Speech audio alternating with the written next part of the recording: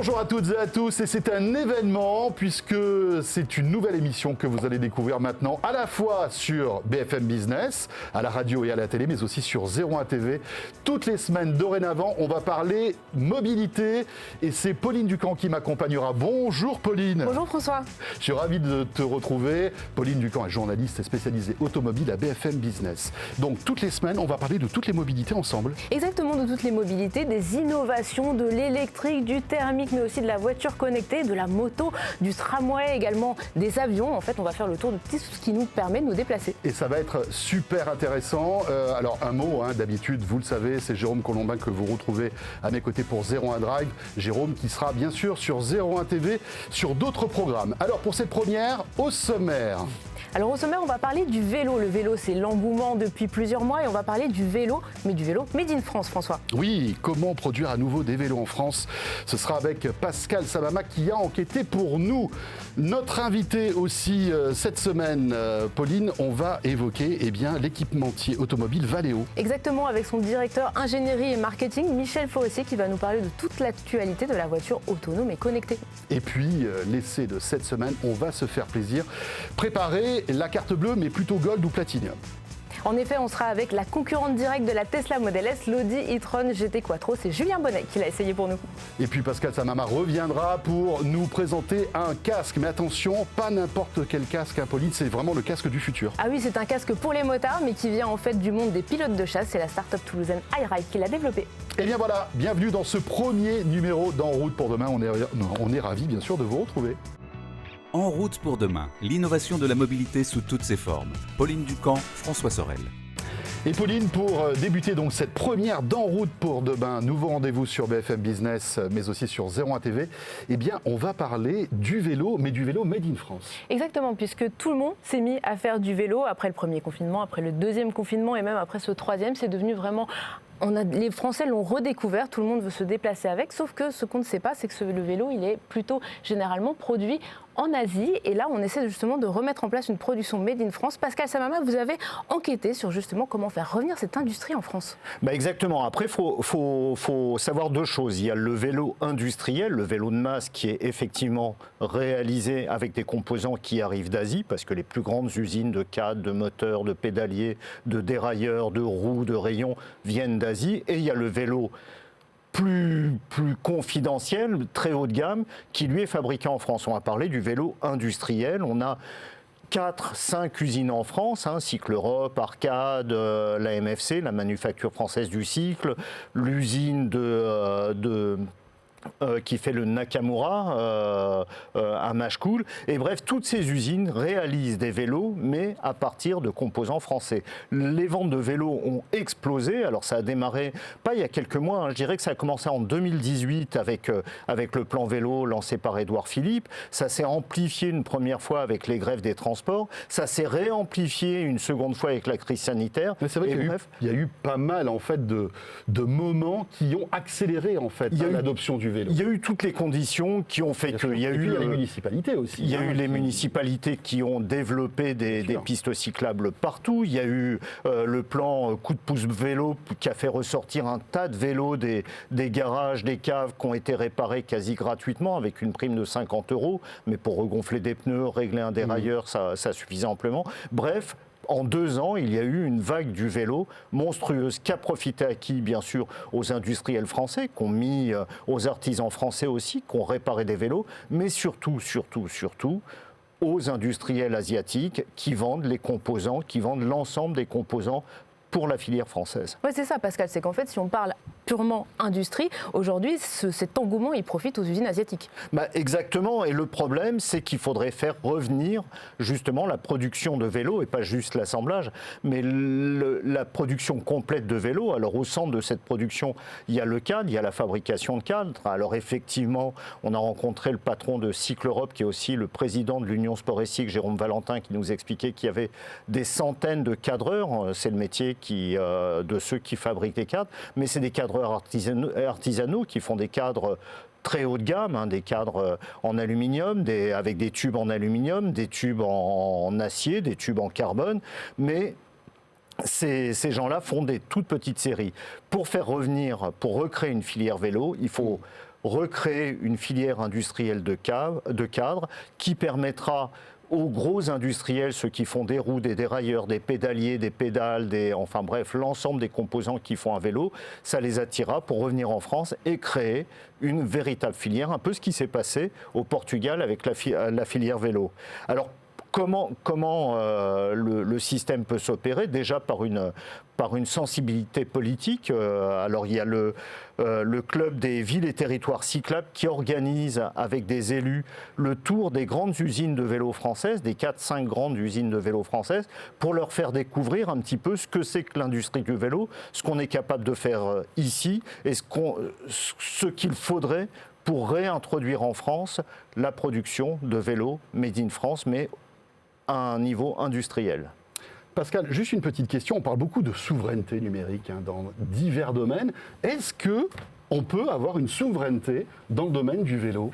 C'est ce que prône un député qui fait partie justement de ce cercle des élus mobilisés pour le vélo, un député du Val-de-Marne, Guillaume Gouffier-Cha, qui est un ancien de la commission défense, qui a travaillé sur la souveraineté industrielle en matière de défense, et lui estime qu'il y a un parallèle à faire entre la souveraineté industrielle de la défense et la souveraineté industrielle en matière de mobilité, pas seulement de vélo, mais en matière de mobilité. La mobilité est vraiment un enjeu national, c'est ce qui permet de se déplacer, c'est ce qui permet d'aller travailler, c'est ce qui permet d'accomplir les libertés de déplacement qu'on est tous en droit d'attendre. Et donc lui milite pour réintroduire justement cette industrie du vélo en France pour appliquer une forme de souveraineté de la mobilité. Mais alors Pascal, quand on parle de cette souveraineté, on parlait tout de suite des cadres, on parlait des dérailleurs, mais ça, dès qu'on arrive sur du vélo connecté, qui est un peu le vélo aujourd'hui que beaucoup de passionnés recherchent, et là on a un petit problème, c'est qu'il faut des composants électroniques, et ces composants électroniques, on n'en a pas en France, on n'en a pas en Europe. C'est le principal problème. On va avoir des batteries, on va avoir des moteurs, on va aller au travail à réaliser un moteur de vélo plutôt efficace. On en a vu un chez Cycle Europe, d'ailleurs, qui était installé sur un vélo à hydrogène, qui est 100% made in France, jusqu'au moteur, jusqu'aux batteries. Mais le problème, ça va être bien sûr les composants électroniques. Et là, la filière vélo est au même niveau que la filière automobile, la filière moto, toutes les filières industrielles, quel que soit leur secteur d'activité. Elles sont liées à des composants électroniques, et sans ces composants, difficile de faire un vélo électrique et encore moins un vélo connecté. Et ces composants, on le sait tous, viennent d'Asie. Alors le vélo électrique, mais aussi finalement, surtout l'automobile et les capteurs. On va en parler tout de suite avec notre invité, Michel Forissier de Valeo.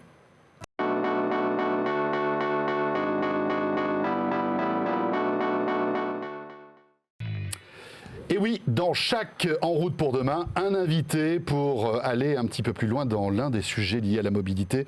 Et aujourd'hui, Pauline, on reçoit l'un des représentants de Valeo. En effet, Michel Forissier, directeur ingénierie marketing. Bonjour. Bonjour. Bonjour. Merci beaucoup d'être avec nous aujourd'hui. Alors, on a tous dans notre voiture un essuie-glace, un écran, un capteur qui vient de chez vous, vient de chez Valeo. Alors, on ne le sait pas forcément tous, mais du coup, est-ce que vous pouvez nous expliquer un petit peu Valeo, cette pépite française de l'automobile? Qu'est-ce que c'est?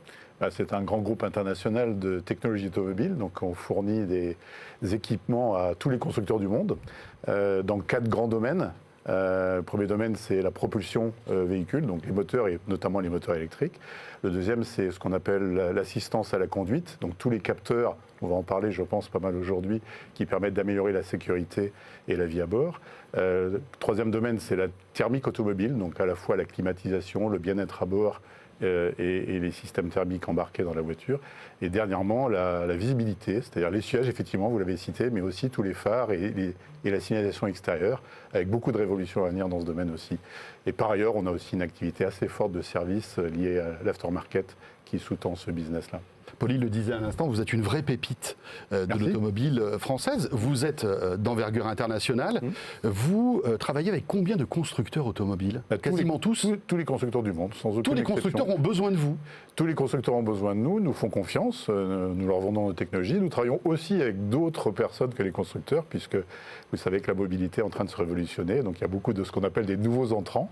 Et donc on travaille aussi avec ces nouveaux entrants, y compris dans des secteurs un peu nouveaux et un peu différents de ceux qu'on a l'habitude de faire. Donc c'est un moment fascinant de l'automobile parce que ça s'enrichit très, très fortement avec une passion sans cesse renouvelée. Et on adore l'automobile, donc on est... On parlait tout à l'heure, Pauline, de la souveraineté dans le monde du vélo. Ben voilà, on a une certaine souveraineté dans ce milieu de l'équipement automobile avec Valeo. Donc, alors, on va essayer un petit peu de découvrir à quoi va ressembler la voiture du futur, ou peut-être déjà, elle existe cette voiture, parce que quand on voit le nombre de capteurs qu'il y a sur certains véhicules, de moins en moins haut de gamme, d'ailleurs, tu en testes beaucoup.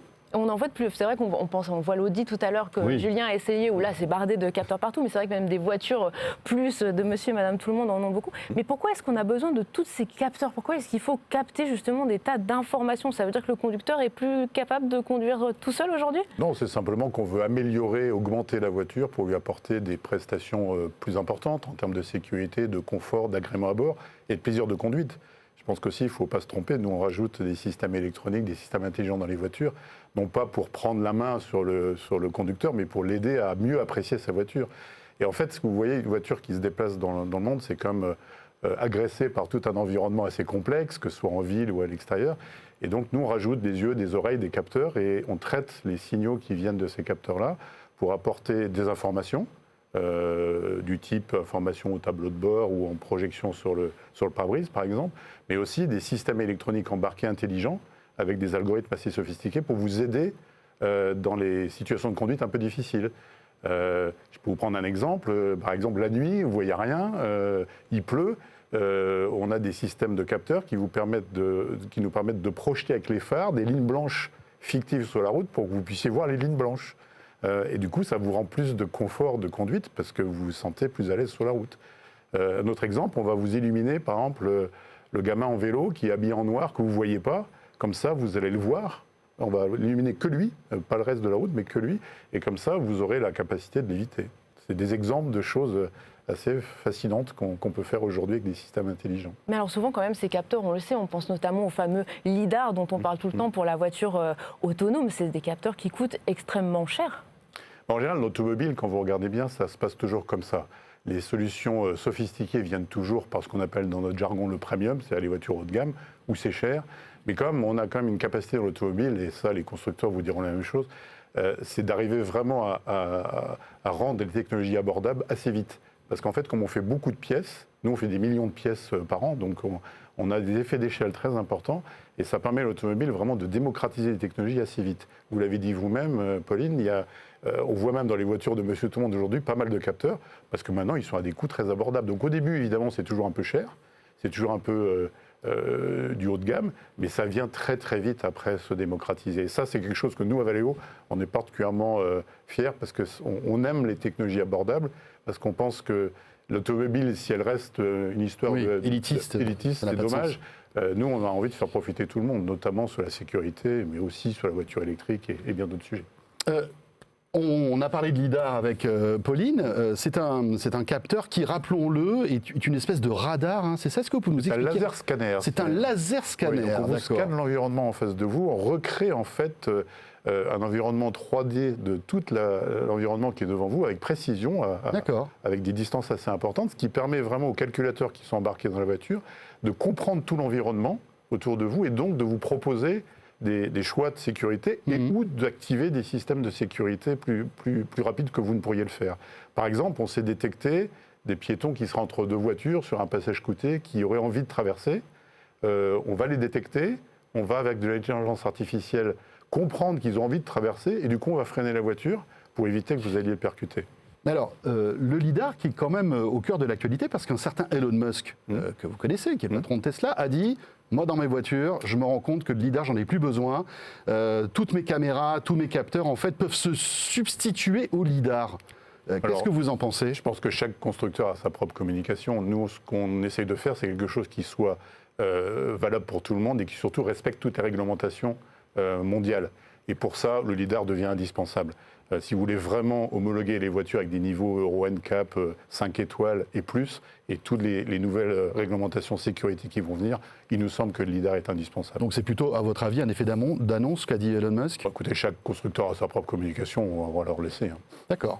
Vous parlez beaucoup de sécurité, mais c'est vrai qu'on pense tous à la voiture autonome, notamment dès qu'on parle de lidar ou d'Elon Musk. On en est où dans ce domaine-là? Parce qu'on a l'impression qu'il y a quelques années, la voiture 100% autonome qui allait venir nous chercher en bas de chez nous était là. et puis que finalement Puis elle est les pas là, constructeurs encore. ont reculé et elle n'est pas là et elles semblent de plus en plus s'éloigner. Alors en fait, elle est là, mais elle est là dans des segments d'activité précis, et notamment en Chine. Ça vient récemment de démarrer avec des robotaxis, donc des taxis autonomes qui vous livrent. On a aussi des exemples de nos navettes autonomes. On pense que c'est plutôt, la voiture autonome sera plutôt dans un premier temps dédiée à ça, c'est-à-dire du transport de personnes dans des configurations professionnelles données. Pour la voiture de Monsieur Tout le Monde, nous on pense que ça va d'abord passer par l'assistance à la conduite, qui utilisent des technologies similaires, mais qui sont évidemment plus abordables et qui vont surtout ramener des fonctions complémentaires pour améliorer le confort et la sécurité de conduite. Je vais vous donner quelques exemples tout bêtes. On a des systèmes qu'on a développés, par exemple, de freinage automatique d'urgence. C'est-à-dire vous détectez la voiture qui est devant, qui pile, et on fait piler votre voiture plus vite que vous, et donc vous emplafonnez pas la voiture qui est devant.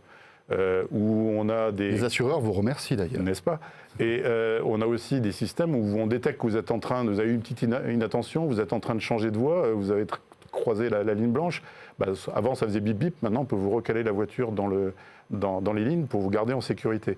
Donc ça, c'est des choses qui ont l'air simples comme ça, Oui. qui sont un peu sophistiquées à mettre au point, mais qui apportent des fonctions toujours supérieures. Et si vous vous rappelez dans le passé, quand on a fait la direction assistée ou l'ABS, au début, les gens disaient à quoi ça sert, etc. Puis maintenant, comme vous le disiez, Pauline, 100% sur les voitures, à des coûts très raisonnables.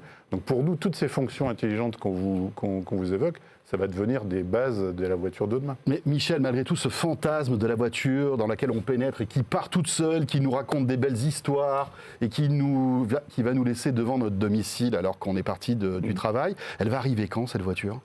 Ça va arriver probablement en 2030, 2040, mais avec probablement des échéances plus tôt sur des applications très ciblées. Par exemple, le robotaxi est un très bon exemple. Le robotaxi, c'est des choses assez faciles. Vous êtes dans les voies de taxi, vous avez des parcours qui sont faciles à programmer. Donc, c'est des choses assez simples. Après, pour Monsieur Tout le Monde, ça sera probablement beaucoup plus loin. Et puis après, la question, c'est pas réduire l'automobile à un seul sujet. Ce qui est sympathique dans l'automobile, c'est la diversité des usages. Que vous êtes un professionnel ou un particulier, vous n'avez pas le même usage. Vous êtes un Américain ou un Français, vous n'avez pas la même conduite. Nous, ce qu'on aime, c'est la diversité, puis pouvoir donner à tout le monde ce qu'il a envie, y compris le plaisir de conduite quand on a envie de se faire plaisir à conduire. Voilà, sujet passionnant, vous nous faites rêver. Merci beaucoup Michel Forissier. Avec plaisir. Vous êtes, rappelons-le, le directeur ingénierie et marketing Valeo. Pauline, attention, on va s'attaquer à notre essai de cette semaine. Et là, je pense qu'on va en prendre plein les yeux, des capteurs, des écrans, mais surtout du plaisir de conduite. On va découvrir l'Audi e-tron GT Quattro. C'est un essai de Julien Bonnet et Lucie Warnock.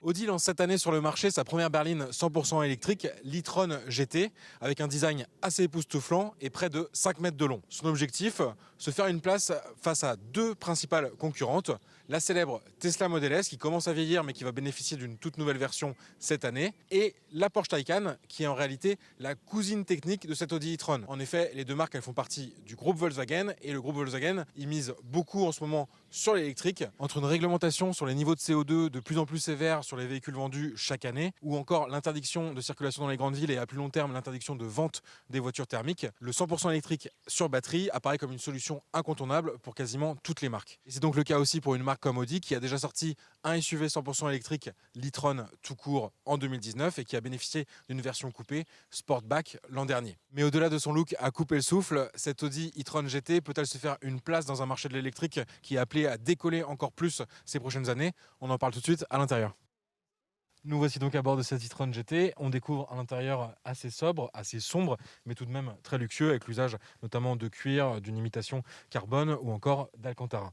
On a également un toit panoramique qui apporte pas mal de luminosité à l'intérieur. Sur cette e-tron GT, on peut simplement déplorer l'absence de la commande tactile de climatisation qu'on trouve sur le SUV e-tron, ou encore des rétroviseurs caméra, un peu gadget, mais qui pouvaient séduire certains clients technophiles. Du côté de l'interface numérique, on retrouve un écran tactile 10 pouces au centre et un grand écran de compteur qui permet notamment d'afficher l'image de navigation en vue satellite sur toute la partie de l'écran, et c'est un rendu très réussi.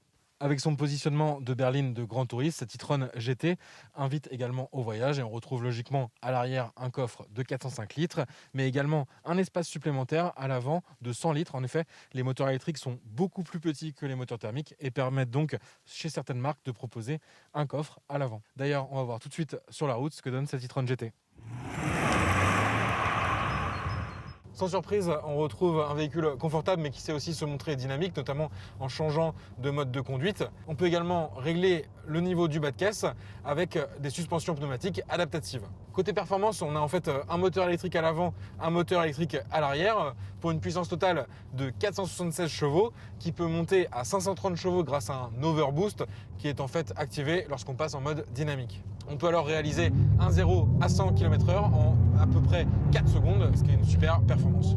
L'autonomie est annoncée à 480 km selon la norme WLTP, mais attention, dans l'électrique, c'est une valeur à prendre avec prudence. En effet, elle va dépendre surtout votre autonomie de votre consommation. Ici, on est à environ 30 kWh au 100. Et donc ce matin, on est parti avec 366 km affichés au compteur. Et en fait, après avoir roulé une cinquantaine de kilomètres, on est déjà descendu à 290 km. Donc c'est vrai que l'autonomie va forcément dépendre de votre manière de conduire, de la vitesse moyenne, et donc peut fortement varier selon vos trajets. Sur cette Audi e-tron GT, il faut compter sur environ 250 km de capacité de rouler sur autoroute.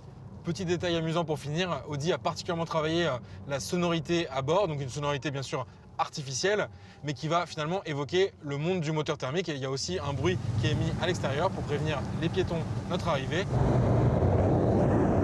Cette e-tron GT ne manque donc pas de qualité, mais la facture est assez logiquement plutôt salée. Elle est tout de même un peu moins chère que sa cousine, la Porsche Taycan, avec un prix qui démarre à partir de 100 000 €.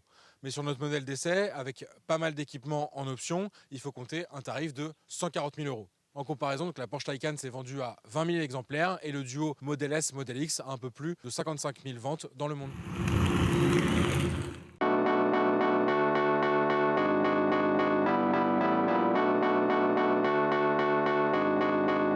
Et oui, alors pourquoi en région? Eh bien parce que chaque semaine dans En route pour demain, on va s'intéresser aux innovations qu'on peut trouver en région. Et Dieu sait si elles sont nombreuses, hein, Pauline. Effectivement, de la mobilité, en fait, il y en a partout. Et aujourd'hui, on va partir pour Toulouse. Alors, on reste quand même en plateau avec Pascal Savama pour parler d'une start-up qui s'appelle Highlights. Et alors, on va parler de réalité augmentée, mais pour les motards. Exactement. Pour les motards, la réalité augmentée, c'est un casque. Alors un casque tout à fait classique, sauf que on a installé un accessoire qui est quand même assez fabuleux. C'est ce petit élément que vous pouvez voir ici, qui est un nano écran en polycarbonate. Alors si vous êtes avec nous à la radio, expliquons ce que c'est. Hein. C'est une espèce de petit accessoire qui se colle juste après la visière, en fait, ou juste avant, à l'intérieur du casque. Et on voit une espèce de cube translucide. Et dans ce cube translucide, qu'est-ce qu'il y a? Il y a un écran de très bonne qualité, qui est connecté à un système qui se colle à l'extérieur du casque et qui est également connecté à un système d'écoute et à un micro qui se trouve à l'intérieur du casque. C'est très facile à installer. Hein. Ça s'installe sur n'importe quel casque? Ça s'installe sur n'importe quel casque. On transforme n'importe quel casque en casque connecté avec ce système. Casque de moto, hein, bien sûr. Casque de moto. Ça marche aussi sur les vélos ou pas? Alors c'est un peu plus compliqué sur les casques de vélo, il faudrait développer quelque chose. Highlight travaille aussi dessus, il travaille aussi sur des systèmes pour la voiture, mais il travaille sur toute la mobilité. Ce sera un peu plus long sur le vélo, notamment à cause des histoires de prix. Est-ce qu'un cycliste va accepter de dépenser 500 € pour avoir... Alors, ça coûte 500 €. Ça coûte 500 € en fait. Alors ça sert à quoi? Ça sert à avoir la vision du GPS à travers l'œil. C'est-à-dire qu'on n'a plus besoin de lâcher les mains du guidon, on n'a plus besoin de lâcher l'œil de la route pour se diriger. On n'a plus besoin de regarder son écran de téléphone qui est posé sur le guidon. On garde ses mains sur le guidon, son œil sur la route et on voit la carte défiler. Alors c'est compatible avec Waze, c'est compatible avec Google Maps, c'est compatible avec Plan, l'appli d'Apple. Hein, c'est vraiment très largement. Donc c'est connecté au smartphone. C'est connecté au smartphone, via Siri. Il n'y a même pas besoin de manipuler son smartphone pour, par exemple, téléphoner, parce que c'est aussi un système intercom qui va permettre de téléphoner en Bluetooth à travers micro et écouteurs à l'intérieur. C'est un système complet. C'est un système complet qui est un système de sécurité. On a l'impression... Et alors, du Pauline. coup, ce système de sécurité, en plus, si la start-up est basée à Toulouse, c'est parce qu'on s'inspire de l'aviation, c'est ça, hein? Eh ben, exactement. Romain Duflot, qui a créé cet appareil, a fait un père qui est pilote de chasse, a fait un stage de pilote de chasse et il est également motard. Il s'est rendu compte en enfilant un casque de pilote de chasse qu'il y avait un système d'affichage tête haute et il s'est dit... Pourquoi pas le mettre dans mon casque Exactement, de moto. en moto, ce Et c'est serait pas plus géant. mal. Il a développé un système, il a fait un crowdfunding sur Indiegogo, et puis on en arrive là à iRide. Voilà, petite pépite française, donc iRide, bon 500 €, hein, Pauline, mais c'est Oui. le prix de la liberté et du confort hein, quand on est Et de la motard. sécurité. Et de la sécurité aussi. Merci beaucoup Pascal Samama. Pauline, c'est terminé pour notre premier En route pour demain. On sera là bien sûr la semaine Mais prochaine. François, oui, on se retrouve la semaine prochaine. Merci à tous. Et merci de nous suivre donc à la fois sur BFM Business et 01 TV pour ce nouveau rendez-vous dédié aux mobilités. À la semaine prochaine.